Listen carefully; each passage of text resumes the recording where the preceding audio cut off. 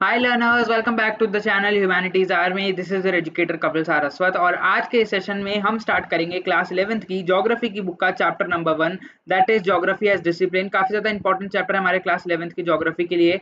इस चैप्टर में बेसिकली हम ज्योग्राफी का एक इंट्रोडक्टरी पार्ट पढ़ेंगे कि कैसे ज्योग्राफी आप अपनी डेली लाइफ में इंटरेक्ट करते हैं ज्योग्राफी एज अ सब्जेक्ट से। आपने क्लास 11th की ह्यूमैनिटीज में ज्योग्राफी एज अ सब्जेक्ट लिया है, तो आप उससे कैसे डेली लाइफ में अपने एक्सपीरियंस करेंगे, हम वो सब पढ़ेंगे। हम ज्योग्राफी के एक्सपेक्ट्स के बारे में पढ़ेंगे कि कितने ज्योग्राफी के ब्रांचेस होती हैं, कितनी ज्योग्राफी एज अ फील्ड के टू टाइप्स होते हैं, जैसे physical geography and human geography. ठीक है, एंड और भी बहुत कुछ इंटरेस्टिंग चीजें हम ज्योग्राफी के बारे में आज इस सेशन में जानेंगे।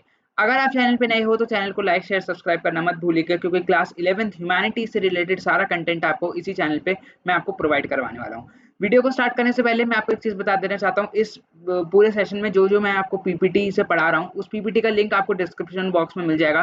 फ्री में आप उसको एक्सेस कर सकते हैं और आप उससे अपने नोट्स में हेल्प आउट कर सकते हैं। ठीक है, लास्ट टाइम पे हमने एक वीडियो डिस्कस करी थी जिसमें हमने क्लास 11th के ह्यूमैनिटीज के सब्जेक्ट्स का वेटेज जाना था, कितने मार्क्स का कौन सा चैप्टर है। तो उसके हिसाब से वाला जो चैप्टर है वो 3 मार्क्स का है, तो इसको आपको बिल्कुल अच्छे से कवर करना है, क्योंकि चैप्टर को पढ़ाते पढ़ाते मैं आपको बता भी जाऊंगा कि कौन से टॉपिक से आपके क्वेश्चंस पूछे जाते हैं। ठीक है, तो चलिए स्टार्ट करते हैं आज का हम सेशन। फर्स्ट ऑफ ऑल हम देख लेते हैं कौन कौन से टॉपिक्स कवर करने वाले हैं। पहले हम देखेंगे इंट्रोडक्शन इस चैप्टर का, कि आपको इस चैप्टर में क्या पढ़ाया जाएगा बेसिकली। देन हम geography as a integrated discipline में देखेंगे कि हम ज्योग्राफी एज ए डिसिप्लिन बात कर रहे हैं तो ऐसा क्या है ज्योग्राफी से रिलेटेड जो ज्योग्राफी को as a wide subject, as a wide scope बनाता है सब्जेक्ट। इस ज्योग्राफी एक एस्पेक्ट को पूरा इतना वाइड सब्जेक्ट कैसे लेकर आता है ज्योग्राफी। ठीक है, देन हम ब्रांचेस देखेंगे ज्योग्राफी की। देखो, ज्योग्राफी की बेसिकली टू ब्रांचेस हैं, that is systematic and that is regional. उसको हम इन डिटेल पढ़ेंगे। देन फिर हम सिस्टमैटिक और रीजनल अप्रोचेस की ब्रांचेस को देखेंगे। ठीक है, देन हम देखेंगे फिजिकल ज्योग्राफी की इंपॉर्टेंस। देखो, क्लास 11th में आप जितनी भी ज्योग्राफी पढ़ने वाले हो ना, वो पूरी एक फिजिकल ज्योग्राफी है। आपकी बुक का ही नाम है आपका फंडामेंटल्स ऑफ फिजिकल ज्योग्राफी।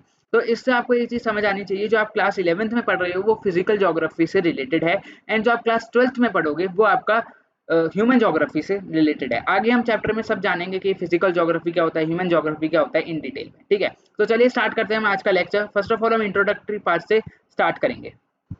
तो सबसे पहले हम जानते हैं कि व्हाई वी स्टडी ज्योग्राफी। देखो, अब आपने क्लास 11th में ज्योग्राफी सब्जेक्ट लिया है, अब सबसे पहले हम ये जानेंगे कि हम ज्योग्राफी पढ़ते क्यों हैं।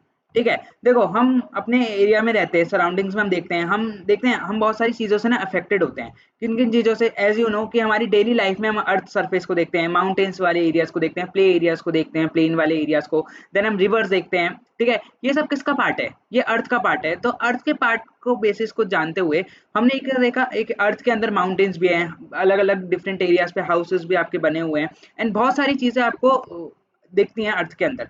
तो ये सब किस चीज का पार्ट है? ज्योग्राफी का पार्ट है। ठीक है, देखो, हम ज्योग्राफी में ये जानेंगे सबसे पहले कि हमारे जितने भी अर्थ में रिसोर्सेज हैं, हम उन सबके रिसोर्स के ऊपर ह्यूमन बींग्स क्या है, डिपेंडेंट है। क्यों? क्योंकि हम अपने आप को उन रिसोर्सेज से क्या कर रहे हैं, सस्टेन कर रहे हैं। सस्टेन इन द सेंस हम अपना लाइवलीहुड उन रिसोर्सेज से चला रहे हैं। सपोज अगर आपकी हम बात करें आज के टाइम पे, आपको लाइट मिल रही है। लाइट कहाँ से प्रोड्यूस हो रही है? कोल से। कोल क्या है? आपका एक नेचुरल रिसोर्स है। तो अगर हमारे पास coal as a natural resource है, तभी तो हमारे पास लाइट है, तभी तो हम रात के टाइम पे लाइट ऑन करके अपना कोई भी वर्क इजीली कर सकते हैं ना, और अपनी लाइफ को सस्टेन बना सकते हैं। लाइट तो चलिए एक एग्जांपल हो गया, लाइट के बिना भी ह्यूमन बींग सर्वाइव कर सकते हैं। एक बात बताइए, आपके पास ट्रीज हैं, ट्रीज आपको फ्रूट दे रहे हैं, आप क्रॉप कर रहे हो, एग्रीकल्चर ग्रो कर रहे हो, एग्रीकल्चर में क्रॉप ग्रो कर रहे हो, तो वो एक किसका पार्ट है? नेचुरल रिसोर्स का पार्ट है। अगर आपके पास अर्थ में सॉइल अवेलेबल नहीं होती, सॉइल की फर्टिलिटी इतनी हाई नहीं होती, तो आप शायद एग्रीकल्चर नहीं कर पाते और अपनी लाइफ को सस्टेन नहीं कर पाते।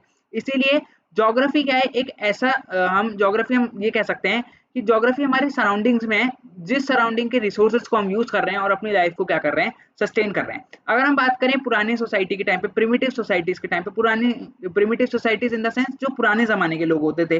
प्रिमिटिव इन द सेंस कि जैसे कि हम बोलते हैं ना कि आदि मानव लोग होते थे, या पुराने टाइम में बिजली नहीं होती थी, स्टोन एज वाला पीरियड, वो अलग टाइम पीरियड को हम क्या कहते हैं, प्रिमिटिव सोसाइटीज। तो उस टाइम पे सोसाइटीज के जो लोग होते थे वो अपने आप को सस्टेन कैसे करते थे? नेचुरल रिसोर्सेज से करते थे। नेचुरल मीन्स मतलब सब्सिस्टेंस उनके लिए। ठीक है, अब हम यहाँ पे नेचुरल रिसोर्स कह रहे हैं, तो नेचुरल उनके लिए, देखो, जो भी चीज़ है वो वहाँ पे ना लाइट प्रोड्यूस कर रहे हैं, ना वो कोई व्हीकल का यूज कर रहे हैं अपने एक सामान को इधर से उधर लाने के लिए, या वो कोई भी ह्यूमन मेड रिसोर्सेज को यूज नहीं कर रहे हैं।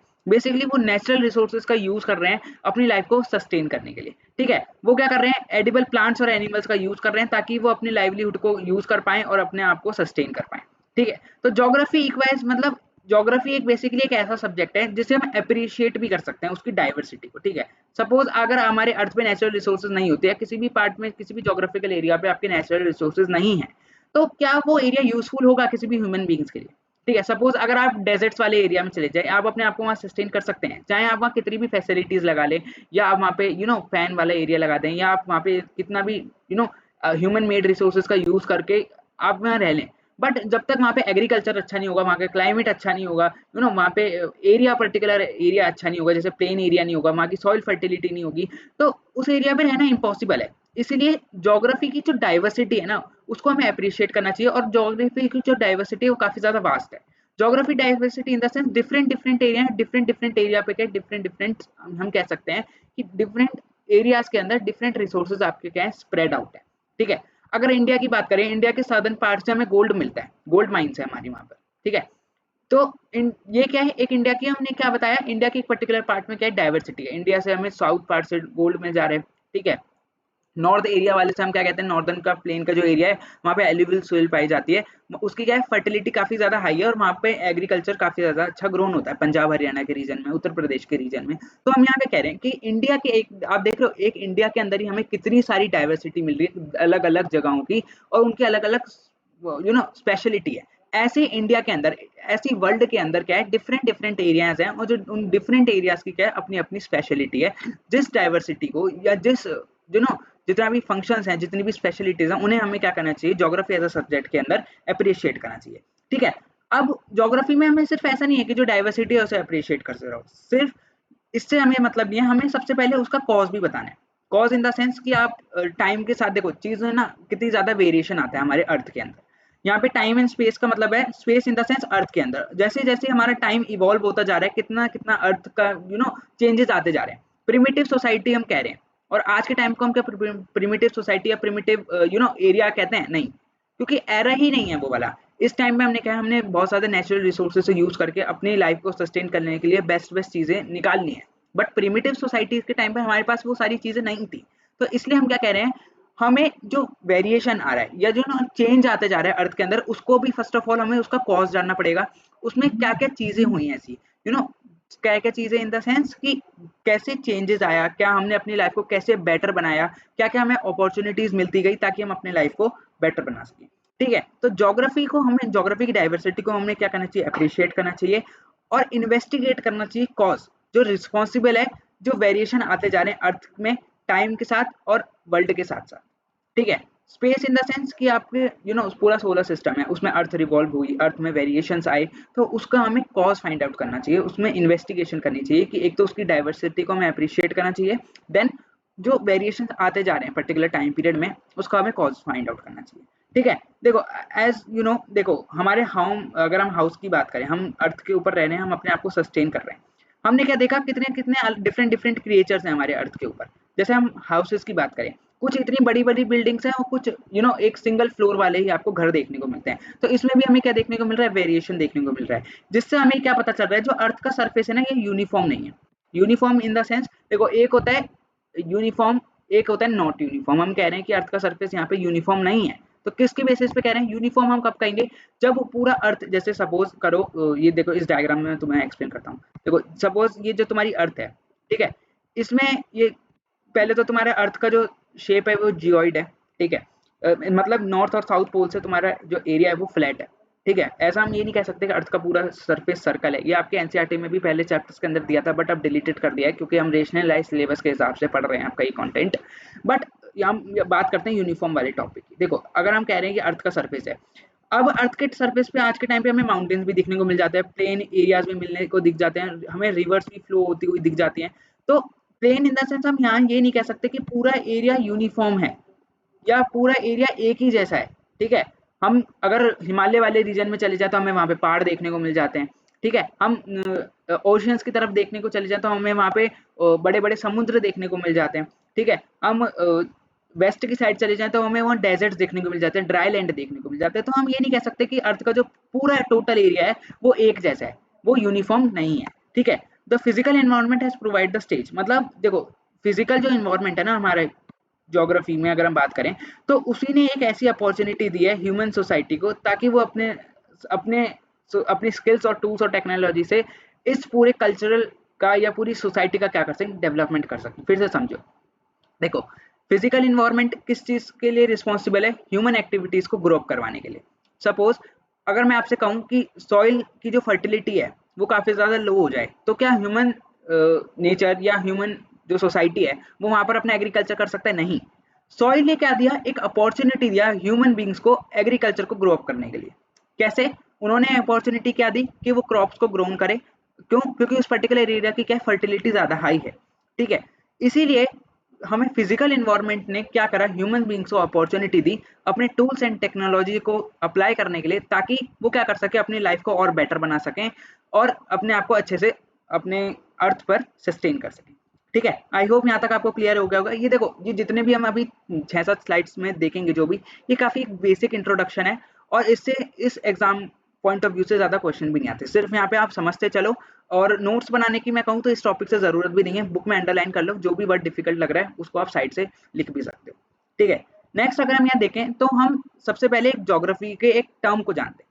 ठीक है, ये ज्योग्राफी हम कह रहे हैं, इसका मतलब क्या होता है? मैंने आपको इतनी चीजें बताई कि ज्योग्राफी में डिफरेंट डिफरेंट अर्थ का जो सरफेस है वो यूनिफॉर्म नहीं है, यहाँ पे वेरिएशन देखने को मिलते हैं, यहाँ ज्योग्राफी में हमें डाइवर्सिटी देखने को मिलती है।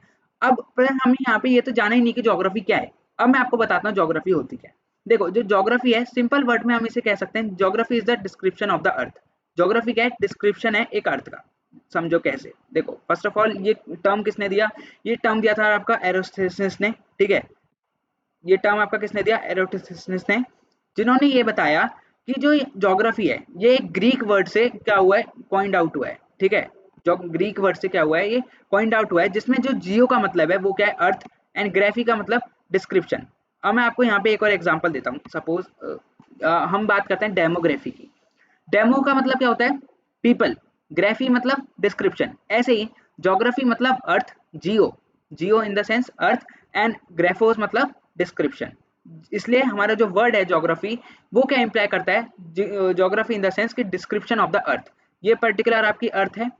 ठीक है, ज्योग्राफी एज अ सब्जेक्ट में हम क्या पढ़ेंगे? इस पूरी अर्थ का डिस्क्रिप्शन पढ़ेंगे, इस पूरी अर्थ का हम पूरी चीजें पढ़ेंगे कि कैसा यहाँ का फिजिकल एनवायरनमेंट है, कैसा यहाँ का ह्यूमन बींग्स का एनवायरनमेंट है, कितने कितने यहाँ रीजनल वेरिएशंस हमें देखने को मिल रहे हैं। वो सब की स्टडी हम किसमें स्टडी करेंगे? ज्योग्राफी एज अ सब्जेक्ट में, जिसका क्या मतलब होता है? Description of the earth. ठीक है, क्या होता है? Description of the earth. Geo मतलब अर्थ, एंड ग्राफ मतलब डिस्क्रिप्शन। ये टर्म किसने दिया? एरोस्थिसिस ने हमारे टर्म क्या करा था? पॉइंट आउट करा था। ये कौन है? एक ग्रीक स्कॉलर है। ठीक है, समझ आ गया आपको यहाँ तक? देखो, द अर्थ, जो हमारी जो अर्थ है ये हमेशा एडॉब होती है ह्यूमन बींग्स के साथ। मतलब हम यहाँ पे क्या कह सकते हैं, जो हमारे ह्यूमन बींग्स है ना और जो हमारा अर्थ है, इनके बीच में ना एक ऐसा रिलेशन है जो रिलेशन कभी हट मिट नहीं सकता। क्यों? क्योंकि देखो अर्थ है, अर्थ, अब देखो हमारे सोलर सिस्टम में कितने डिफरेंट डिफरेंट प्लैनेट्स हैं, मार्स, वीनस, जुपिटर। इन पर ह्यूमन बींग्स नहीं रह रहे, तो यहाँ पर कोई डेवलपमेंट है नहीं है। यहाँ का सरफेस कैसा है? बैरन सरफेस है, यहाँ पर वाटर की अवेलेबिलिटी नहीं है, यहाँ पर एयर रहने लायक नहीं है। तो अर्थ के ऊपर ह्यूमन बींग्स हैं, वो क्या कर रहे हैं? नेचर के साथ इंटरेक्ट कर रहे हैं, तभी तो अर्थ में क्या हो रहा है, इतना सारा हमें वेरिएशन देखने को मिल रहा है, इतनी सारी चीजें में क्या देखने को मिल रही है? डेवलपमेंट देखने को मिल रही है। इसीलिए जो ज्योग्राफी है, the description of the earth as the एडॉब ऑफ द ह्यूमन बींग्स, मतलब अगर हम अर्थ की स्टडी कर रहे हैं तो हम ऐसा नहीं है कि हम ह्यूमन बींग के एक्सपेक्ट को ना ही पढ़ें। दोनों ही हमारे लिए काफी ज्यादा इंपॉर्टेंट है एज अ सब्जेक्ट में पढ़ना, इसलिए हम दोनों को एक साथ पढ़ते हैं। ठीक है, दोनों क्या है? आपस में इंटरलिंक्ड है। समझ आ गया? Geography is different from other sciences in its subject matter, the methodology, but the same time. देखो, देखो जो ज्योग्राफी एज अ सब्जेक्ट है ना वो काफी लिंक्ड है। सारे सब्जेक्ट्स आपको मैं अभी दिखाऊंगा जब हम आगे चैप्टर में डायग्राम्स को पढ़ेंगे, उसमें हम ये जानेंगे कि जो ज्योग्राफी एज अ सब्जेक्ट है ना, ये सभी सब्जेक्ट्स से क्या है? इंटरलिंक्ड है। जैसे आपके साइंस की अगर हम बात करें, साइंस में जितने भी आप फेनोमेना पढ़ते हो वो एक ज्योग्राफी से कार्व्ड आउट हुए हैं। क्यों? क्योंकि देखो अर्थ नहीं होता तो क्या आप एटम्स के बारे में पता लगा पाते? नहीं। एटम, अर्थ किससे बना है? छोटे छोटे एटम से मिलकर बना है। बट अर्थ, जब हम बात कर रहे हैं अर्थ सरफेस की, या जैसे हम बायोडाइवर्सिटी आप बायोलॉजी में पढ़ते हैं, जो हम जूलॉजी में देखते हैं, या आप फिजिकल एनवायरनमेंट की बात करो, तो लाइट, लाइट किससे डेवलप्ड हुई? नेचुरल रिसोर्स, कोल, वो किसका पार्ट है, ज्योग्राफी का पार्ट है। तो हम ये नहीं कह सकते कि जो साइंस है वो अलग स्फीयर है और ज्योग्राफी का डिफरेंट स्फीयर है, नहीं। ज्योग्राफी किस, जो हमारी ज्योग्राफी है उससे क्या निकला है, साइंस निकला है, जिससे हमने क्या है साइंस के भी डिफरेंट डिफरेंट सब फील्ड्स को डेवलप करा है, ठीक है। तो ज्योग्राफी डिफरेंट नहीं है अदर साइंसेज से, बल्कि जो डिफरेंट साइंसेज हैं वो ही ज्योग्राफी से क्या हुए, कार्व्ड आउट हुई हैं, उन्हीं से क्या बना है, ज्योग्राफी से ही साइंस हमारा डेवलप्ड हुआ है। Geography derives its data from all the natural science and social science at time their synthesis. देखो यहाँ पर क्या बात हो रही है, जो आपकी जो ज्योग्राफी है वो क्या है, डिराइव द डेटा, मतलब ज्योग्राफी हम सारी चीजें कैसे निकाल रहे हैं, पहले हम क्या करते हैं, डेटा करते हैं, डेटा को कलेक्ट करते हैं और फिर हम उसकी स्टडी करते हैं।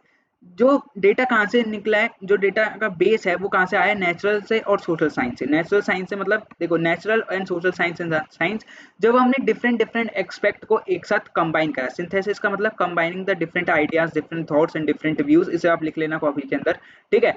जब हम डिफरेंट डिफरेंट सिंथेसिस को, डिफरेंट डिफरेंट आइडियाज को क्या करा, कंबाइन करा और उनका एक डेटा के फॉर्म में हमने उन्हें फॉर्म करा, उसी से हमारा क्या है, ज्योग्राफी एज अ सब्जेक्ट क्या हुआ, इमर्ज हुआ, ठीक है। आई होप यहाँ तक आपको समझ आ गया होगा। नेक्स्ट है हमारा, number of phenomena are similar in many ways are dissimilar, it was therefore logical to perceive geography as a study of areal differentiation. यहाँ पे काफी ज्यादा इंपॉर्टेंट टर्म आपको देखने को मिलता है। एरियल डिफरेंशिएशन को पहले मैं एक्सप्लेन करने से पहले मैं आपको एक चीज बताता हूँ। देखो अर्थ के अंदर हमने क्या देखा, वेरिएशन है, ठीक है। कई चीजें क्या है आपस में सिमिलर हैं, कई चीज आपस में डिसिमिलर हैं, ठीक है। अगर हम बात करें पर्टिकुलर, ये आपका अर्थ वाला एरिया है, ये आपको क्या दिख रहा है, यहाँ पर आपको वाटर की अवेलेबिलिटी दिख रही है और यहाँ पर आपको लैंड सरफेस की अवेलेबिलिटी दिख रही है। ये क्या आपस में, ये दोनों एरिया क्या आपस में सेम है, नहीं, ये बिल्कुल भी सेम नहीं है। क्यों, क्योंकि यहाँ आपको आपको लैंड सरफेस देखने को मिल रहा है और यहाँ पर आपको वाटर वाला एरिया देखने को मिल रहा है। तो हम ये नहीं कह सकते कि इन दोनों के बीच में सिमिलैरिटी है। लैंड के ऊपर आप रह रहे हैं, ओशन के अंदर आप रह नहीं सकते, तो डिसिमिलैरिटी है, जिसी को हम क्या कहते हैं, एरियल डिफरेंशिएशन, मतलब एरिया के वाइज डिफरेंशिएशन होना, ठीक है। मैं आपको इसे एक सेकंड दूसरी स्लाइड के अंदर एक अर्थ पे समझाता हूँ। देखो इस अर्थ से हम एक एरियल डिफरेंशिएशन के कॉन्सेप्ट को समझते हैं। अभी आप ये जो पीपीटी में लिखा है इसको मत देखना, इस पे ध्यान मत देना। अभी एरियल डिफरेंशिएशन को टर्म को समझो इस अर्थ से। देखो यहाँ पे हमने क्या देखा, यहाँ पे हमारे डिफरेंट डिफरेंट ओशंस हैं, ठीक है। ये क्या आपका एक ओशन है, ठीक है। ये आपका क्या है, लैंड सरफेस, ठीक है। तो यहाँ पे हमें क्या देखने को मिला, एरियल डिफरेंशिएशन, मतलब एरिया में डिफरेंट डिफरेंट एरिया में क्या है, डिफरेंट डिफरेंट नेचुरल रिसोर्सेज हैं एक तो, ठीक है। और एरिया डिवाइडेड है, ऐसा नहीं है पूरे अर्थ का एक ही एरिया। जैसे मैं आपको समझाऊं, आपका अगर हम बात करें जुपिटर की बात करें या मार्स की बात करें या मून की बात करें, तो मून का पूरा सरफेस एक जैसा है। वहां पे आपको ऐसा नहीं दिख रहा है कि एक जैसे अर्थ की तरह कि अर्थ पे इस पर्टिकुलर पार्ट में आपको क्या देखने को मिल जाएगा, लैंड सरफेस देखने को मिल जाएगा, ठीक है। इस पर्टिकुलर पार्ट में आपको ओशन देखने को मिल रहा है, नहीं। वहां पे क्या है, पूरा सरफेस एक ही जैसा है, ठीक है। बट अगर हम अर्थ की बात करें तो हमें यहाँ पे क्या देखने को मिलता है, एरियल डिफरेंशिएशन हमें देखने को मिलता है। मतलब डिफरेंट डिफरेंट एरियाज में जो एरियाज हैं वो क्या है, डिवाइडेड हैं और उनका क्या है, फॉर्म, उनकी स्पेशलिटी या हम कहें उनका वो डिफरेंट डिफरेंट एस्पेक्ट में फॉर्म हो रखे हैं। वाटर H2O कहते हैं हम, ठीक है।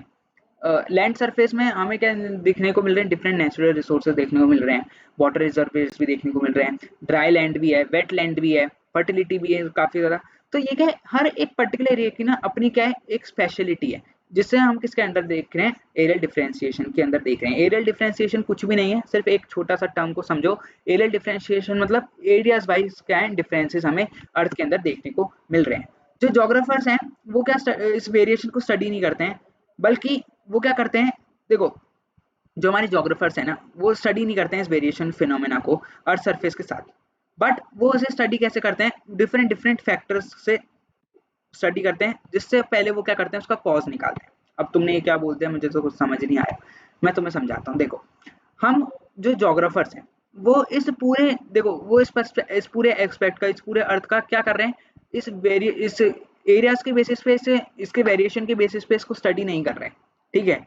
इसके स्टडी कैसे कर रहे हैं, उन्होंने क्या करा, वेरिएशन को देखा और उसके पीछे का कॉज फाइंड आउट करा कि ये जो चीजें हुई ये इसका रीजन क्या था होने का, ठीक है। उन्होंने क्या करा, कॉज को फाइंड आउट करा instead of being study only for the variations. देखो अब हमारे अर्थ के अंदर हम आजकल क्या कह रहे हैं, ग्लोबल वार्मिंग कह रहे हैं, ठीक है। अगर हम क्या करते जाएं, इंडस्ट्रीज को डेवलप करते जाएं, ठीक है, और सिर्फ हम डेवलप करते जाएं, पूरे अर्थ में डेवलपमेंट देखते जाएं, बट हम ये ना देखें कि उस डेवलपमेंट से हमारे अर्थ के ऊपर नुकसान क्या हो रहा है, तो ये क्या होगा, एक हम वेरिएशन स्टडी कर रहे हैं कि हमने क्या देखा, पहले हमारी ह्यूमन लाइफ जो थी काफी ज्यादा अनडेवलप्ड थी, बट हमने जैसे जैसे नेचुरल रिसोर्सेज का यूज करने लग गए, हमने कैसे जैसे अपने इन्वायरमेंट को डेवलप करा, हमारी लाइफ काफी ज्यादा बेटर हो गई as compare to the primitive society. But अब हम क्या कर रहे हैं, हमारे जोग्राफर्स, अगर हम इसमें कॉज फाइंड आउट करें, हम क्या कह रहे हैं, हमारे प्रिमिटिव सोसाइटीज के टाइम पे इन्वायरमेंट काफी ज्यादा हेल्दी होता था, एयर काफी ज्यादा प्योर होती थी, बट हमने क्या करा, इंडस्ट्रियलाइजेशन को ग्रो अप करा, हमने अपने ह्यूमन इन्वायरमेंट ने क्या करा, फिजिकल इन्वायरमेंट के साथ इंटरेक्ट करा, जिसकी वजह से अर्थ के अंदर इम्बैलेंस क्रिएट हुआ, जिसकी वजह से ग्लोबल वार्मिंग हो गई। क्यों? क्योंकि हमने पॉल्यूशन इतना ज्यादा कर दिया। इस बेसिक में ग्लोबल वार्मिंग क्या एक कॉज है, क्या होने का, इन्वायरमेंट में इम्बैलेंस क्रिएट होने का। समझ आ गया यहाँ तक? तो जोग्राफर्स हैं वो सिर्फ वेरिएशन को स्टडी नहीं करते हैं, वो उसका कॉज भी फाइंड आउट करते हैं कि जो ये वेरिएशन आया, ये उसका रीजन क्या था आने का। ठीक है, जो कंसर्न है ज्योग्राफी का is to find out the causal relationship between the two phenomena, between two और मोर देन फिनोमेना। देखो अब यहाँ पे हमने क्या कहा, ह्यूमन ज्योग्राफी और फिजिकल ज्योग्राफी की अगर हम बात करें, तो ह्यूमन क्या है, अर्थ के ऊपर डिपेंड है, अर्थ ह्यूमन के ऊपर डिपेंड है। क्यों? क्योंकि अगर ह्यूमन बींग्स इंटरेक्ट नहीं करेंगे इन्वायरमेंट के साथ, तो हमें कोई डेवलपमेंट देखने को नहीं मिलेगा। और अगर हम कहें कि ह्यूमन बींग्स हैं, ठीक है, वो तो अर्थ के साथ डेवलपमेंट नहीं करेंगे, तो हमें कोई डेवलपमेंट देखने को नहीं मिलेगा। जैसे ही अगर ह्यूमन बींग्स के पास इन्वायरमेंट ना हो, तो वो डेवलपमेंट किस चीज से करेंगे, तो वहां पे लाइफ पॉसिबल ही नहीं है ना। इसीलिए हम क्या देखते हैं, हमें इंटरकनेक्शन देखते हैं। ठीक है, हम दोनों एक्सपेक्ट्स में हम क्या देखते हैं, इंटरडिपेंडेंसी है।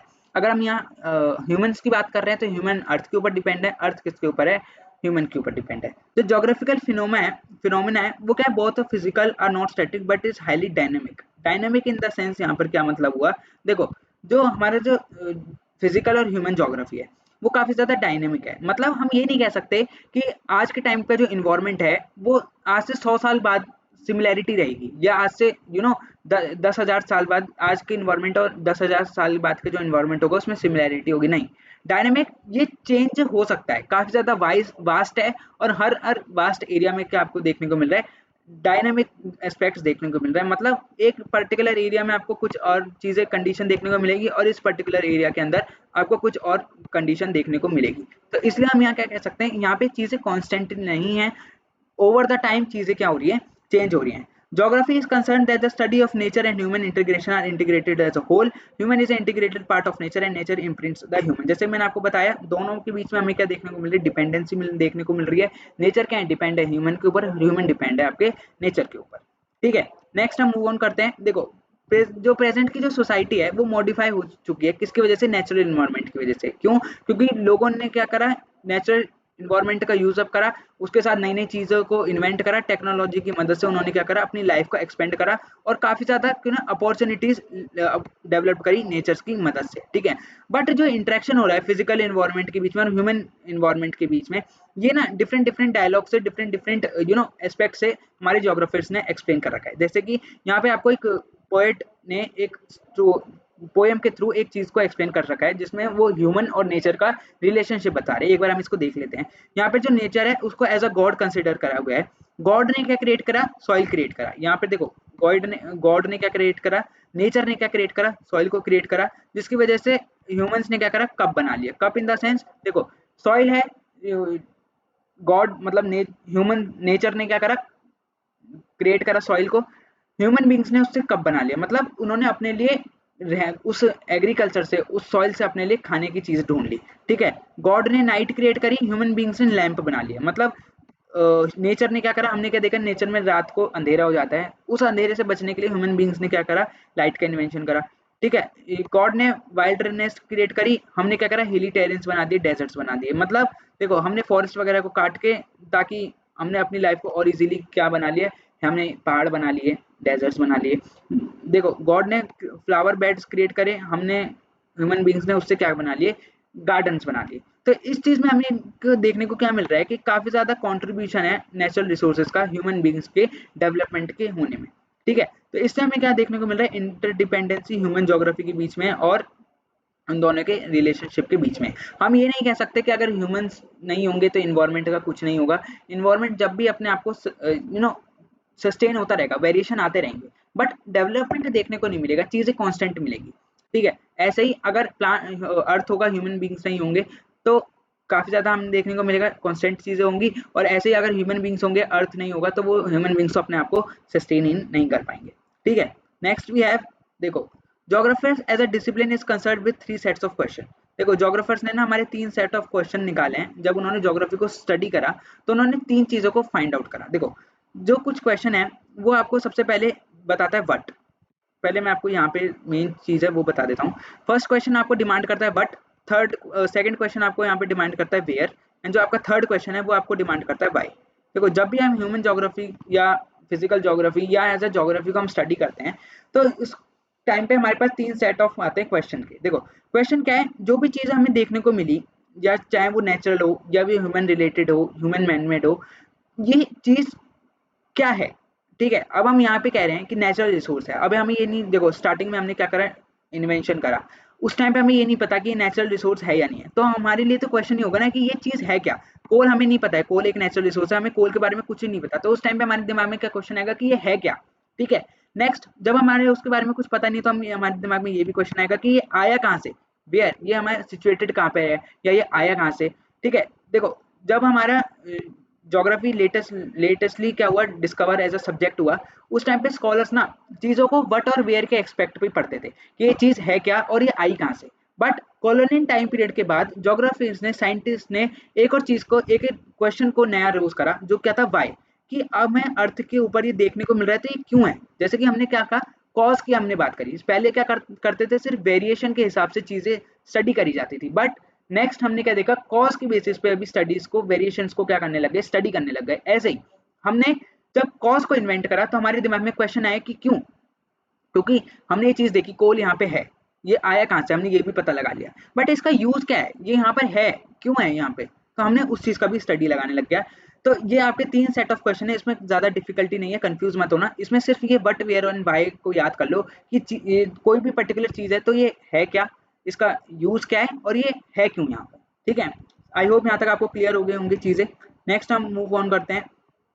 देखो नेक्स्ट वी हैव आवर, अभी इंट्रोडक्शन चल ही रहा है। ठीक है, देखो geography as a discipline is related to space and spatial characteristics and attributes. देखो जो ज्योग्राफी है वो किससे रिलेटेड है, हमारे अर्थ से रिलेटेड है। उसके स्पेशल कैरेक्टरिस्टिक्स को क्या करता है, अर्थ स्टडी करता है, मतलब ज्योग्राफर्स स्टडी करते हैं। ठीक है, ये क्या स्टडी करता है, डिफरेंट पैटर्न्स को, ठीक है, लोकेशन को और कंसंट्रेशन को, phenomena over space and time, interprets the providing the explanation of these patterns. देखो हमारा जो अर्थ है, अर्थ में हम ज्योग्राफी की स्टडी कर रहे हैं तो हम एक पर्टिकुलर पैटर्न से स्टडी करते हैं, डिस्ट्रीब्यूशन से, लोकेशन से, कंसंट्रेशन से, फिनोमेना क्या है उसका, कैसे उसमें वेरिएशंस आते जा रहे हैं, और उन चीजों को हम पढ़ के उन चीजों को एक्सप्लेन करते हैं।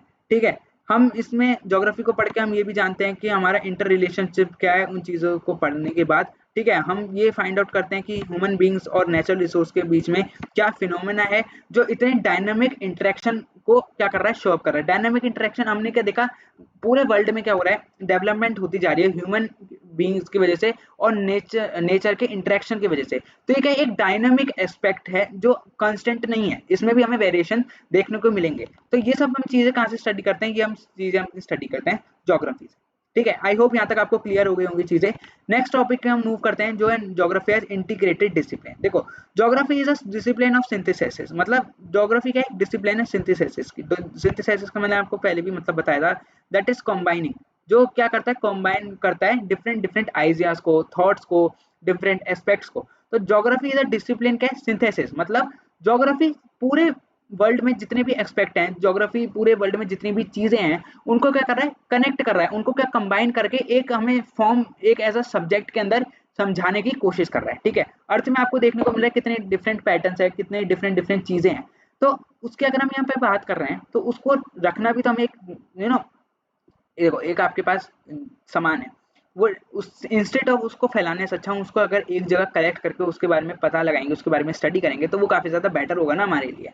इसीलिए ही जोग्राफर्स ने क्या करा, डिफरेंट डिफरेंट एस्पेक्ट्स को एक जगह लेकर आए और उसकी स्टडी करी, ताकि हम उसके बीच में रिलेशन को फाइंड आउट कर पाए। जो हमने 3 सेट जो क्वेश्चन हमने अरोज करे, व्हाट, वेयर एंड व्हाई, उसको अप्लाई करके हम चीजों के बारे में पता लगा पाए। ठीक है, it attempts the spatial synthesis and history attempts the temporal synthesis. Its approach is holistic in nature. देखो इसका जो अप्रोच है वो काफी ज्यादा नेचर्स के ऊपर डिपेंडेंट है। ठीक है, ये रिकॉग्नाइज क्या करता है, सिस्टमेटिक ऑफ इंटरडिपेंडेंस। जैसे मैं आपको इतनी देर से बता रहा हूँ, ह्यूमन और नेचर्स के बीच में क्या एक इंटरडिपेंडेंस है।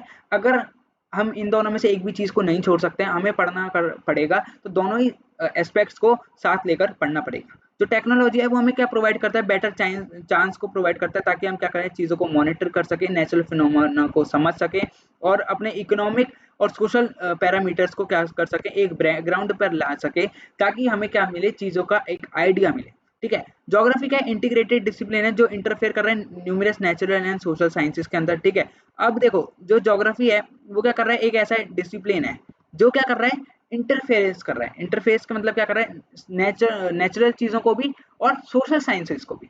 नेचर चीज़ों की मतलब नेचुरल जो चीज़ें हो गई, जो भी हमें अर्थ के ऊपर अवेलेबल है नेचुरली, प्लस साइंसेस के फिनोमेना को।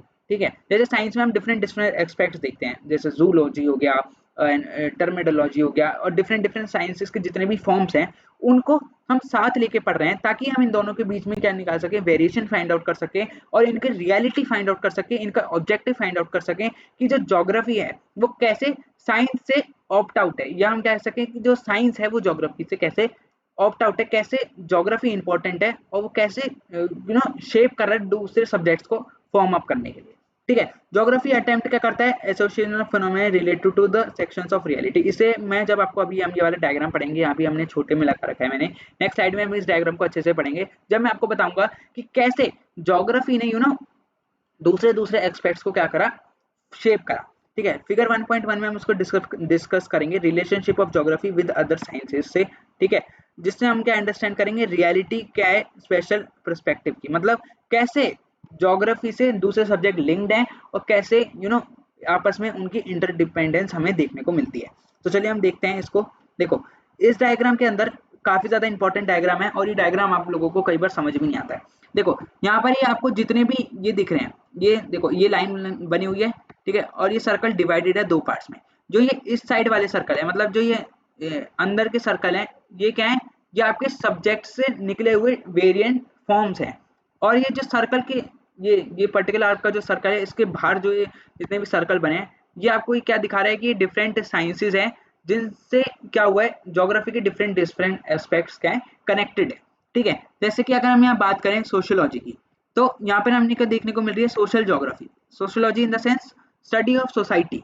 तो सोसाइटी में हम स्टडी कब कर पाएंगे, जब हम एक पर्टिकुलर अर्थ के ऊपर डिफरेंट पॉपुलेशन को स्टडी करेंगे, डिफरेंट सोसाइटी के बारे में स्टडी करेंगे। सोसाइटी किससे बनी है, अर्थ से बनी है। अर्थ नहीं होगी तो सोसाइटी कहाँ से होगी। ठीक है, ऐसे कि अगर हम बात करें यहाँ पर डेमोग्राफी की, तो हम इसमें क्या कर रहे हैं, पॉपुलेशन को काउंट अप कर रहे हैं। तो अगर अर्थ नहीं होगी तो ह्यूमन बींग्स कहाँ से आएंगे, ह्यूमन बींग्स नहीं होंगे तो पॉपुलेशन की काउंटिंग कैसे करी जाएगी। ये हमें यहाँ पे क्या दिखा रहा है, ये हमें यहाँ पे दिखा रहा है कि कैसे एक ज्योग्राफी एक इंपॉर्टेंट एक्सपेक्ट है दूसरे सब्जेक्ट्स को फॉर्म अप करने के लिए, दूसरे एस्पेक्ट्स को शेप अप करने के लिए। जैसे यहाँ पे जूलॉजी है, जूलॉजी में हम क्या स्टडी करेंगे, जूलॉजी में हम स्टडी करेंगे एनिमल्स के बारे में। ठीक है, तो जब तक एनिमल्स कहाँ पे रह रहे हैं, रह तो वो अर्थ सरफेस पे ही रह रहे हैं ना। अगर अर्थ सरफेस नहीं होगा तो एनिमल कहाँ पे रहेंगे, तो हम उनको उनके बारे में पढ़ कैसे पाएंगे। तो इसीलिए ज्योग्राफी एक मेन एस्पेक्ट है जो अदर साइंसेस को भी क्या करता है, डेवलप करता है, अदर साइंसेस को भी क्या करता है, शेप अप करता है। ठीक है, आई होप आपको ये वाला डायग्राम अच्छे से क्लियर हो गया होगा।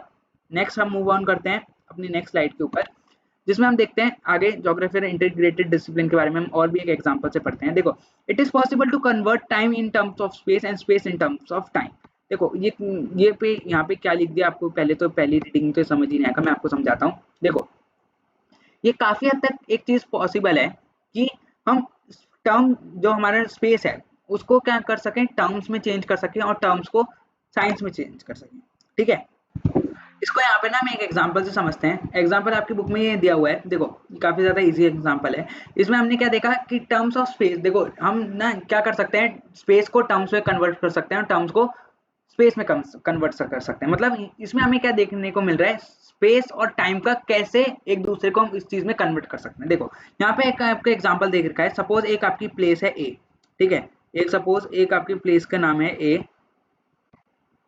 ठीक है, और दूसरी प्लेस का नाम है आपका बी।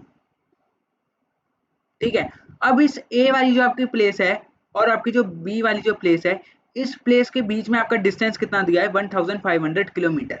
ठीक है, अल्टरनेटिवली मतलब आपको इसमें क्या बता रखा है कि ये जो ए और बी वाली जो स्पेस है, इनके जो बीच का जो डिस्टेंस है वो कितना है, 1500 किलोमीटर का। मतलब इनका जो ये एरिया है, पर्टिकुलर ये जो एरिया है, इनका डिस्टेंस कितना है, 1500 किलोमीटर का। देखो अब इसमें हमें क्या बता रखा है कि अगर हम स्पेस से ट्रैवल करेंगे, मतलब अगर हम प्लेन से इस पर्टिकुलर एरिया में ट्रैवल करेंगे तो हमें कितनी देर लगेगी, 2 घंटे का टाइम लगेगा इस एक ए प्लेस से जाने में बी प्लेस तक जाने में। बट अगर हम यहाँ पे इसी चीज में हम ट्रेन से ट्रैवल करते हैं तो हमें इसमें क्या बताया जा रहा है कि इसमें हमें टाइम कितना चलेगा, possibly more than double triple time लग जाएगा हमें ट्रेन से पहुंचने में, इतनी बड़ी डिस्टेंस को कवर अप करने में। तो इसमें हमें क्या बता रखा है कि जो दो एस्पेक्ट्स हैं हमारे, स्पेस और टाइम। देखो अगर हम स्पेस का यूज करते हैं, मतलब हम ये पर्टिकुलर इन्वायरमेंट का, ये पर्टिकुलर हमारा स्पेस है, इसका अगर हम यूज करते हैं ट्रैवल करने के लिए, तो हमारा कंपेरेटिवली टाइम क्या लग जाएगा, कम लग जाएगा। कंपेरेटिवली जो टाइम है हमारा वो लेस लगेगा एज कम्पेयर टू अगर हम बी से ट्रैवल करते हैं। तो ठीक है, अगर हम बी से ट्रैवल करेंगे तो हमारा जो टाइम है वो काफी ज्यादा क्या हो जाएगा, इंक्रीज हो जाएगा। क्यों? क्योंकि ए से बी प्लेस से जाने में अगर हम ट्रेन का यूज करेंगे तो कंपेरेटिवली टाइम क्या हो जाएगा, काफी ज्यादा बूस्ट अप हो जाएगा, उस पर्टिकुलर पेस में हमें जाने में टाइम काफी ज्यादा लगेगा। बट अगर हम स्पेस का यूज करते हैं, टेक्नोलॉजी का यूज करते हैं, अगर हम प्लेन से ट्रैवल करते हैं तो उसी में हमें 2 घंटे लगेंगे। इससे हमें क्या बता रखा है कि हम स्पेस और टाइम को आपस में कन्वर्ट कर सकते हैं। टाइम को बचाने के लिए हम स्पेस का यूज कर सकते हैं, ठीक है, और अगर हमें टाइम की हमारे पास कमी नहीं है तो उसी पर्टिकुलर एरिया में जाने में हम सरफेस मतलब लैंड फॉर्म का भी यूज कर सकते हैं और अपना टाइम को भी कंज्यूम कर सकते हैं। ठीक है, आई होप आपको ये वाला एग्जांपल क्लियर हो गया हो। Next we have branches of geography. ये काफी ज्यादा इंपॉर्टेंट टॉपिक है और इन्हीं वाले टॉपिक से आपके क्वेश्चंस पुट अप होते हैं। ठीक है, सबसे पहले हम समझते हैं इसको, ब्रांचेस ऑफ ज्योग्राफी, इसमें हमें क्या कहने को जा रहा है। देखो यहाँ पर ना हम ज्योग्राफी की दो ब्रांचेस के बारे में बेसिकली पढ़ने वाले हैं। देखो ये दो ब्रांचेस ना काफी ज्यादा इंपॉर्टेंट है ज्योग्राफी के सब्जेक्ट के अंदर। जो फर्स्ट ब्रांच है वो आपकी है सिस्टमैटिक अप्रोच, ठीक है। देन सेकंड है आपकी रीजनल अप्रोच। सबसे पहले हम दोनों के बारे में जानते हैं कि होता क्या है और ये किसने डिस्कवर करी। ठीक है, अगर हम बात करें सिस्टमैटिक अप्रोच के ब्रांचेस के बारे में तो ये डिस्कवर करी थी अलेक्जेंडर वॉन हम्बोल्ट ने। ठीक है, ये किसने डिस्कवर करी थी, अलेक्जेंडर वॉन हम्बोल्ट ने। और इनका आप नाम याद रख लेना या एक जगह नोट कर लो, रोज रोज देखते रहो तो ऑटोमेटिकली याद हो जाएगा, क्योंकि एग्जाम में एमसीक्यू पर्सपेक्टिव से वाला क्वेश्चन आपसे पूछा जा सकता है। एंड या तो आपको 3 नंबर में क्वेश्चन पूछ लेंगे कि ये रीजनल एस्पिरेशन, रीजनल अप्रोच और सिस्टमैटिक अप्रोच में आप डिफरेंस बता दो, जिसमें आपको ये दोनों नाम स्कॉलर्स के लिखने पड़ेंगे। देखो आपका जो सिस्टमैटिक अप्रोच है वो अलेक्जेंडर वोल्ट हम्बोल्ट ने डिस्कवर करा था। ठीक है, इन्होंने इसके बारे में पता लगाया था जब इन्होंने एज अ जोग्राफी को स्टडी करा था। देखो ये दोनों है ना जोग्राफर्स हैं, ठीक है, इन दोनों ने अपने अपने टाइम पे जोग्राफी एज अ सब्जेक्ट को क्या करा, स्टडी करा। और उन्होंने स्टडी करके दो अप्रोचेस का फाइंड आउट करा। जो अलेक्जेंडर वॉन हम्बोल्ट थे, इन्होंने क्या फाइंड आउट करा कि ज्योग्राफी को ये सिस्टमैटिक अप्रोच के बेसिस पे पढ़ते थे। और वहीं जो रीजनल अप्रोच जिन्होंने इंट्रोड्यूस करा, जो कौन थे, हम्बोल्ट, कार्ल रिटर, इन्होंने क्या करा, ज्योग्राफी को रीजनल अप्रोचेस के बेसिस पर क्या करने लग गए, स्टडी करने लग गए। सबसे पहले हम सिस्टमैटिक अप्रोच को जानते हैं। देखो सिस्टमैटिक अप्रोच क्या है, एक ऐसा फिनोमेना है जो क्या स्टडी करता है वर्ल्ड को एज अ होल। सबसे पहले ये चीज समझो कि यहाँ पे बात क्या हो रही है। जो सिस्टमैटिक अप्रोच है वो क्या करता है, स्टडी वर्ल्ड को as a whole in the sense, यहाँ पर ना क्या हो रहा है, जैसे सपोज करो ये तुम्हारा अर्थ है, ये अर्थ का पार्ट है, ठीक है, ये पूरा तुम्हारा एक अर्थ का, मैंने यहाँ पे वर्ल्ड मैप में तुम्हें लेकर आया हूँ, ये पूरा क्या है, अर्थ का पार्ट है। जो सिस्टमैटिक अप्रोच यहाँ पर जो हो रहा है, ये इस पूरे अर्थ के पार्ट को लेकर हो रहा होगा। ठीक है, यहाँ पर जस्ट सपोज ये फाइंड आउट कर रहे हैं क्लाइमेट के बारे में, तो ये पूरे वर्ल्ड का क्लाइमेट को फाइंड आउट करेंगे, फिर हम एक रिजल्ट बताएंगे कि इस एरिया में ये क्लाइमेट है या ये पूरे वर्ल्ड का सेम क्लाइमेट है। ठीक है, यहीं पर अगर मैं रीजनल अप्रोच की तुम्हें बात करूं तो यहाँ पर क्या स्टडी होगी, या हायरार्की, डिफरेंट हायरार्की लेवल के बेसिस पे स्टडी होगी, पर्टिकुलर रीजन के बेसिस पे स्टडी होगी, जिसमें वो जिस भी रीजन की स्टडी कर रहे होंगे उसमें वो उस रीजन के बारे में सब कुछ पता लगाएंगे। सपोज रीजनल अप्रोच की यहाँ पे स्टडी हो रही है इस पर्टिकुलर इंडिया के पार्ट के अंदर, ठीक है, या इस साउथ एशिया के अंदर, यहाँ पर क्या हो रही है, आपकी स्टडी हो रही है किसकी, रीजनल अप्रोच की। तो इस रीजनल अप्रोच में जब भी हम स्टडी करेंगे साउथ एशिया के अंदर, तो यहाँ पे वो किस किस चीज़ों के बारे में पता लगाएंगे, नेचुरल एंड पॉलिटिकल साइंस के बारे में पता लगाएंगे, यहाँ के जितने भी रीजन्स हैं उनके क्लाइमेट के बारे में पता लगाएंगे, यहाँ का पॉलिटिकल सिस्टम के बारे में पता लगाएंगे, यहाँ के नेचुरल रिसोर्सेज के बारे में पता लगाएंगे। तो इसमें हम यहाँ कह रहे हैं इस रीजन में क्या हो रहा है, हर चीज की स्टडी हो रही है सिस्टमैटिक लेवल पर, एक हायरार्किकल लेवल पर, मतलब डिफरेंट डिफरेंट लेवल में चीजों को डिवाइड कर दिया, फिर उससे स्टडी करी जा रही है। बट सिस्टमैटिक अप्रोच में हम स्टडी एज अ होल लेकर कर रहे हैं, जिसमें हम क्या कर रहे हैं, पूरे एरिया को स्टेप बाय स्टेप हम स्टडी कर रहे हैं। जैसे यहाँ पर एग्जांपल दिया नेचुरल वेजिटेशन का। अब हम एज अ होल मतलब पूरे वर्ल्ड की नेचुरल वेजिटेशन को फाइंड आउट करेंगे, देन हम उसमें वेरिएशन और उसका पैटर्न या उसके डिफरेंसेस के बारे में पता लगाएंगे। आई होप समझ आ गया हो, कुछ ही नहीं है। सिस्टमैटिक में हम पूरे वर्ल्ड को एज अ होल स्टडी करेंगे, एंड रीजन में हम रीजन के बेसिस में उसके डिफरेंट डिफरेंट एस्पेक्ट को स्टडी करेंगे। ठीक है, देखो यहाँ पर आपकी ब्रांचेस भी दी गई हैं इस पर्टिकुलर ज्योग्राफी में, सिस्टमैटिक अप्रोच की और आपके रीजनल अप्रोच की। ये वाली जो ब्रांचेस हैं, पहले मैं आपको ये दूसरी स्लाइड्स पढ़ा दूं, उसके बाद हम पढ़ेंगे, क्योंकि ये वाली जो स्लाइड्स हैं और ये वाली जो दोनों स्लाइड्स हैं, ये उन पूरे स्लाइड्स का क्या है, एक फ्लो चार्ट है। ठीक है, देखो जैसे मैं आपको यहाँ पर समझाऊं, तो यहाँ पर आपका फिजिकल ज्योग्राफी की बात करी गई है। तो फिजिकल ज्योग्राफी में आपको कितनी चीजों के बारे में पढ़ा दिया जाता है। देखो फिजिकल ज्योग्राफी में आपको ये germology, climatology, hydrology, soil geography, इन चीजों के बारे में बताया जाएगा। ठीक है, देन हमारे पास प्रिंसिपल एंड फिलोसफी, मतलब हम ज्योग्राफी के थॉट्स को फाइंड आउट करेंगे। ठीक है, कि कौन से ज्योग्राफर ने ज्योग्राफी के बारे में क्या कहा गया है। ठीक है, देन हम मेथड एंड टेक्निक में हम कार्टोग्राफी, फील्ड सर्वे करेंगे। क्वांटिटेटिव टेक्नोलॉजी से हम ज्योग्राफी के बारे में पता लगाएंगे। क्वांटिटेटिव इन द सेंस हम क्या करेंगे, सिस्टमेटिक मैथमेटिक्स के बेसिस पर हम क्या करेंगे, ज्योग्राफी का पता लगाएंगे कि इस पर्टिकुलर रीजन का कितनी डिस्टेंस है। ठीक है, या हम इस पर्टिकुलर एरिया कितना है, सरफेस एरिया इस पर्टिकुलर एरिया का, तो वो किसका पार्ट है, ज्योग्राफी का पार्ट है। फील्ड सर्वे करेंगे। फील्ड सर्वे में हम क्या देखते हैं, जैसे इस पर्टिकुलर एरिया के रीजन में सॉइल कैसी पाई जा रही है। हम ये कह रहे हैं नॉर्थ एरिया में आपको एलुवियल सॉइल पाई जाती है, तो हमने किस बेसिस पे कह दिया, हमने फील्ड सर्वे के बेसिस पे कह दिया ये सब चीजें। ठीक है, ह्यूमन एस्पेक्ट्स में भी आपको डिफरेंट डिफरेंट चीजें बताई जाएंगी, जैसे सोशल कल्चरल एस्पेक्ट्स आपको बताए जाएंगे, historical and political aspects, rural and urban areas के बारे में हम पढ़ेंगे, जिनमें हम उनके agriculture, industry, trade and transportation services and उनके इंफ्रास्ट्रक्चर और सब चीज के बारे में बात करेंगे। ठीक है, अगर मैं बायोग्राफी की बात करूं, तो उसमें हम क्या करेंगे, प्लांट इकोलॉजी और इन्वायरमेंटल और जूलॉजी और जू ज्योग्राफी के बेसिस पर हम उस चीज की क्या करेंगे, स्टडी करेंगे। अगर मैं ज्योग्राफी इन्फॉर्मेटिक्स की अगर मैं बात करूं, जो मेथड एंड टेक्निशियन का पार्ट है, उसमें हम जीआईएस, जीपीएस, इन सब के बारे में स्टडी करेंगे, जो आपको क्या एक आइडिया देता है कि इस पर्टिकुलर एरिया की लेंथ और डिस्टेंस वगैरह कितनी है। अगर मैं रीजनल की बात करूं, तो रीजनल में आपको 3 लेवल की स्टडी कराई जाती है, मैक्रो और मेसो और माइक्रो। मैक्रो मतलब वास्ट, और मेसो मतलब मीडियम, एंड माइक्रो मतलब सबसे टाइनी। ठीक है, और आपके किसके बेसिस पे होती है, रीजनल डेवलपमेंट के बेसिस पे स्टडी होती है, रीजनल एनालिसिस के बेसिस पे स्टडी होती है, रीजनल प्लानिंग के बेसिस पे स्टडी होती है। प्लानिंग में हम क्या करते हैं, रूरल प्लानिंग की बात करते हैं, कंट्री की प्लानिंग के बारे में बात करते हैं, हम टाउन और अर्बन प्लानिंग की बात करते हैं। तो ये किसके अंदर आ जाता है, रूरल के अंदर आ जाता है। अभी हम जब आगे जाके स्लाइड्स में इन्हें स्टडी करेंगे, तो आपको और अच्छे से क्लैरिटी हो जाएगी, आपको और अच्छे से आप इन चीज़ों को समझ पाएंगे कि ये बेसिकली यहाँ पर कहना क्या चाह रहे हैं। ठीक है, तो सबसे पहले हम यहाँ पे सिस्टमैटिक अप्रोच के बारे में बात करते हैं, जो किसकी ज्योग्राफी की ब्रांच है, जो कौन से सिस्टमैटिक अप्रोच। इसमें हम first of all physical geography की बात करते हैं। ठीक है, इन सारी चीज़ों को आप याद कर लेना अच्छे से, क्योंकि एग्जाम में डायरेक्ट क्वेश्चन आ जाता है कि सिस्टमैटिक अप्रोच के बारे में बताओ। देन आपको इन सारी चीज़ों के बारे में ऑब्वियसली लिखना पड़ेगा, different different you know statements बना के। ठीक है, फर्स्ट ऑफ ऑल हम बात करें फिजिकल ज्योग्राफी के अंदर, तो जर्मोलॉजी की हम बात करते हैं, जिसमें हम क्या करते हैं, स्टडी करते हैं लैंड फॉर्म्स की, उसके एवोल्यूशन और रिलेटेड प्रोसेस से। ठीक है, जियोमॉर्फोलॉजी में हम क्या स्टडी करते हैं, हम लैंड फॉर्म्स के बारे में स्टडी करते हैं और अर्थ का एवोल्यूशन के बारे में स्टडी करते हैं।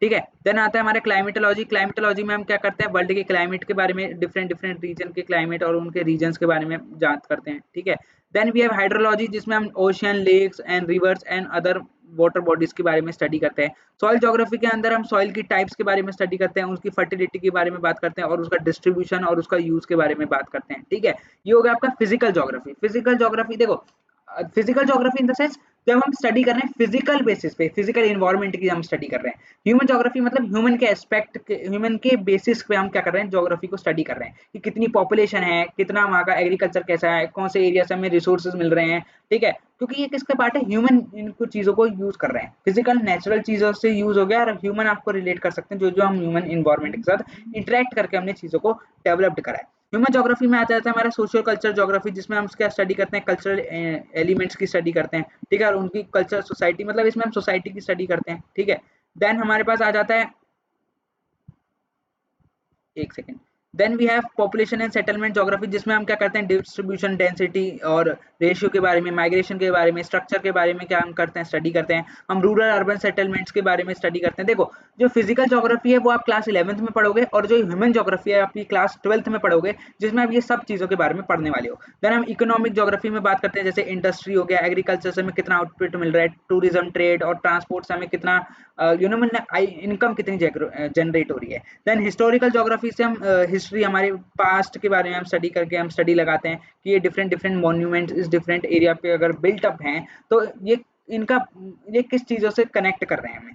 पॉलिटिकल ज्योग्राफी में हम डिफरेंट पॉलिटिकल यूनिट्स के बेसिस पे, जैसे हमने बात देखा कि वर्ल्ड में क्या है, different different territories form out हो चुके हैं। देखो ये क्या हो रहा है, पॉलिटिक्स। जैसे आपको इस मैप में आप ये क्या देख सकते हो कि आपका ये आपका अफ्रीका वाला पार्ट है, ये नॉर्थ अमेरिका, ये साउथ अमेरिका।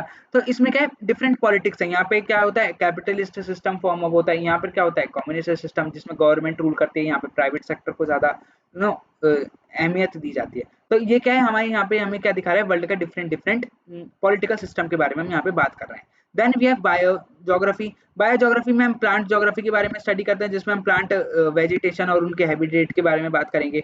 देन जू ज्योग्राफी में हम animal geographical characteristics find out करेंगे, एनिमल और उनकी हैबिटेट की। प्लांट में मतलब प्लांट की स्टडी, जू ज्योग्राफी मतलब एनिमल्स की स्टडी। इकोलॉजी में हम साइंटिफिक कैरेक्टरिस्टिक निकालेंगे डिफरेंट डिफरेंट स्पीसीज की, ठीक है, फ्लोरा और फना की। इन्वायरमेंटल ज्योग्राफी में हम पूरे इन्वायरमेंट से कनेक्ट करेंगे चीज़ों को कि आपका ये अगर इन्वायरमेंट जितनी भी एनिमल्स हैं, जितने भी प्लांट्स हैं या जितनी भी अलग अलग चीज़ें हैं, उनका इन्वायरमेंट के साथ क्या रिलेशनशिप है, ठीक है। हम इसमें बेसिकली हम इसमें क्या इंटरफेरेंस करेंगे, फिजिकल ज्योग्राफी और ह्यूमन ज्योग्राफी के बीच में जितना भी जो डेवलपमेंट हुआ है उसको हम किस में स्टडी करेंगे, इस बायो ज्योग्राफी में स्टडी करेंगे, जिसमें हमने ये 4 पॉइंट को हम इंक्लूड करेंगे, जैसे प्लांट, जू geography, ecology and environmental geography, ठीक है। देन हमारे पास आता है रीजनल स्टडीज। हम जिसमें एरिया के बेसिस पे क्या करते हैं, ज्योग्राफी की पढ़ाई करते हैं, जिसमें हमारे पास क्या आता है, मैक्रो, मेसो और माइक्रो। देखो मैक्रो मतलब लार्ज क्वांटिटी, मेसो मतलब मीडियम और माइक्रो मतलब लिटिल। इसको आप नोट कर लो कहीं पे। मैक्रो मतलब अच्छी खासी चीज, मतलब मैक्रो लार्ज हो गया, मेसो मीडियम हो गया और माइक्रो स्मॉल अमाउंट ऑफ चीज हो गई, ठीक है। रीजनल प्लानिंग कंपैरिजन में हम रूरल प्लानिंग कैसे कर देंगे, कंट्री की प्लानिंग कैसे करेंगे, टाउन और अर्बन को हम कैसे डेवलप करेंगे।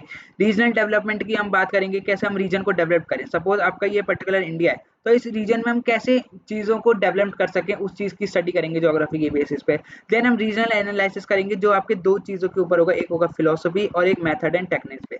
फिलोसफी मतलब हम ज्योग्राफिकल थॉट्स के बारे में बात करेंगे, जैसे आपके जितने भी ज्योग्राफर्स ने थॉट दिए इन्वायरमेंट के ऊपर। जैसे कि आपका ना एक थॉट है, आपने जैसे पढ़ा होगा किसी की भी, जैसे हम क्या कर रहे हैं इन्वायरमेंट में, क्या कर रहे हैं बैलेंस करने की बात करने की। ग्लोबलाइजेशन इतना बढ़ रहा है तो हम हमें क्या करना पड़ेगा, इंडस्ट्रीज का जो डेवलपमेंट है उन्हें कम करना पड़ेगा। तो ये किस में बात हो रही है, फिलोसफिकल चीजों की बात हो रही है, फिलोसफी के बेसिस पे कि अगर इन्वायरमेंट को हमें हेल्दी बनाना है तो हमें ग्लोबलाइजेशन को कम करना पड़ेगा, इंडस्ट्रीज से जो गैस इमिशन हो रही है उन्हें लो करना पड़ेगा। ये क्या है, एक थॉट्स हैं, ठीक है, जिसे हम इम्प्लीमेंट कर रहे हैं ज्योग्राफी के ऊपर। तो ये किसका पार्ट है, फिलोसफी का पार्ट है। मेथड एंड टेक्निक्स में हम क्या क्या क्या कर रहे हैं, जैसे टेक्निक, स्टैटिस्टिकल टेक्निकलीज मतलब हम ज्योग्राफी का क्वांटिटेटिव कर के तरीके से, जैसे हम न्यूमेरिकल मैथमेटिक्स के बेसिस पे, जैसे मैंने आपको बताया, हम किसी के एरिया का डिस्टेंस कितना है या पर्टिकुलर एरिया का जैसे ये इंडिया है तो इसका ये इसने एरिया कितना कवर करा है वर्ल्ड में, ये हम किसके थ्रू लगाएंगे, क्वांटिटेटिव एनालिसिस के थ्रू पता करेंगे। देन हम फील्ड सर्वे के बारे में पता करेंगे कि कैसे इस पर्टिकुलर अगर रीजन की अगर हम बात कर रहे हैं तो इसमें इस पर्टिकुलर फील्ड में क्या स्पेशलिटी है जो इन डिफरेंट डिफरेंट फील्ड से उसको अलग बनाता है, उसकी खुद की एक आइडेंटिटी बनाता है। फिर हम जियो इन्फॉर्मेटिक्स की बात करते हैं, जिसमें हम जीआईएस जीपीएस के बारे में बात करते हैं, जिससे हम किसी भी एरिया में हर एक एरिया में क्या कर सकें, हम रीजन में डेवलपमेंट कर सकें। देन कार्टोग्राफी इंक्लूड मतलब कंप्यूटर के थ्रू हम क्या कर सकें, एरिया का हम एक 3D मैप बनाएं और उस पर्टिकुलर रीजन में हम रिसर्च करें और उसमें क्या कर सकें, डेवलपमेंट ला सकें, ठीक है। Then we have physical geography and its important से काफी ज्यादा छोटा भी टॉपिक है और हमारा लास्ट टॉपिक है इस चैप्टर का, इंपॉर्टेंट नहीं है ज़्यादा, बट अगर आप फिजिकल ज्योग्राफी क्लास 11 में पढ़ रहे हो तो उस एस्पेक्ट के लिए आपको फिजिकल ज्योग्राफी को समझना काफ़ी ज़्यादा इंपॉर्टेंट हो जाता है। इतनी देर से हम फिजिकल ज्योग्राफी, ह्यूमन ज्योग्राफी की अगर हम बात कर रहे हैं तो फिजिकल ज्योग्राफी में स्पेशलिटी क्या है वो हम सर्च करेंगे, वो हम डिस्कवर करेंगे। देखो फिजिकल ज्योग्राफी की अगर हम बात करें तो इसमें हम क्या स्टडी कर रहे हैं, लिथोस्फेयर की। लिथोस्फेयर इन द सेंस कि हम लैंड फॉर्म, ड्रेनेज सिस्टम और डिफरेंट डिफरेंट एस्पेक्ट्स की क्या कर रहे हैं, स्टडी कर रहे हैं, ठीक है। देन हम बात करें एटमॉस्फेयर की, तो एटमॉस्फेयर कैसा है, उसका एटमॉस्फेयर का स्ट्रक्चर कैसा है, कैसा वहाँ का वेदर है, कैसा वहाँ का क्या है क्लाइमेट है, कैसे वहाँ पे विंड प्रेसिपिटेशन हो रहा है, रेन फॉल हो रहा है। देन हम हाइड्रोस्फेयर, डिफरेंट डिफरेंट ओशन, सी, लेक्स, एसोसिएशन फीचर्स और उनके वाटर के बारे में बात करेंगे। बायोस्फीयर में हम इंक्लूड करेंगे ह्यूमन बींग्स को और माइक्रो ऑर्गेनिजम्स को, ठीक है, और उनको वो कैसे अपने आप को सस्टेन कर रहे हैं। फूड चेन के बारे में और इकोलॉजिकल पैरामीटर्स और इकोलॉजिकल बैलेंस के बारे में हम इसमें बात करेंगे।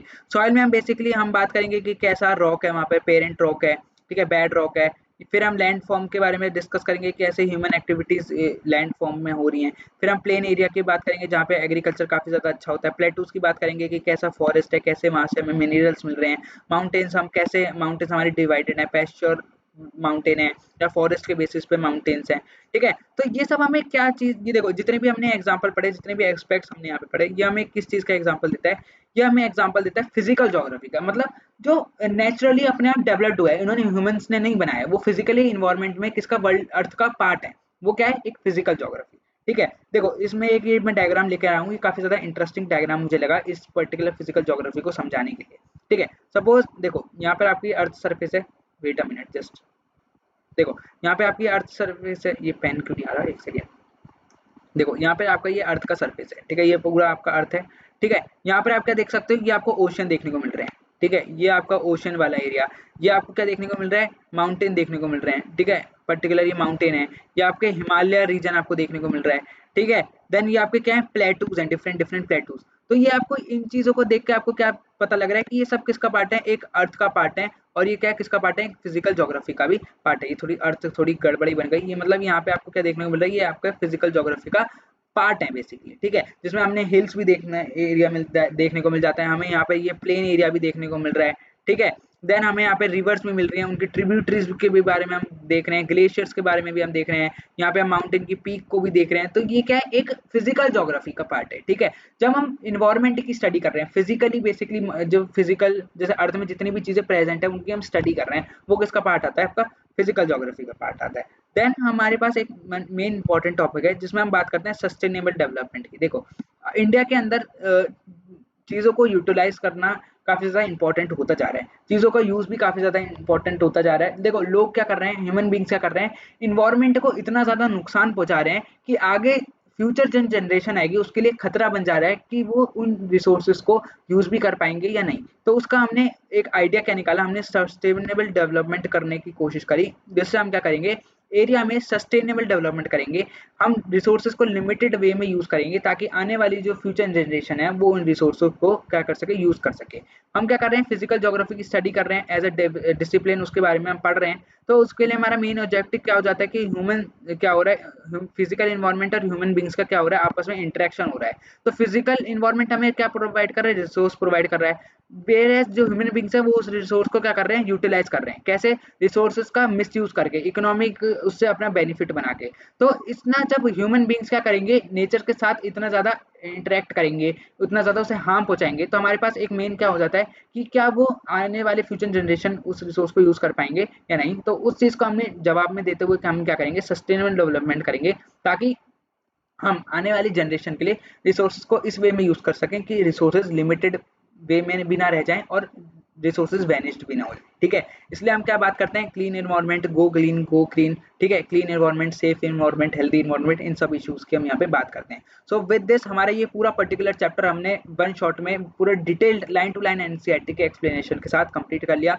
लास्ट में जाते जाते हम एक्सरसाइज के एमसीक्यूज को सॉल्व कर देते हैं। क्वेश्चन आंसर्स के लिए अलग वीडियो में लेकर आऊंगा। इस चैप्टर में मैंने एक्सरसाइज के क्वेश्चन इसलिए डाल दिए ताकि एमसीक्यू जब भी आप एग्जाम के टाइम पे पढ़ो तो आप चैप्टर के साथ साथ ये एमसीक्यूज को भी सॉल्व करके चले जाओ, क्योंकि मेजोरिटी ऑफ द चांसेस होते हैं पेपर में एमसीक्यूज इन बॉक्सेस या इन एक्सरसाइज के क्वेश्चंस में से आ जाना।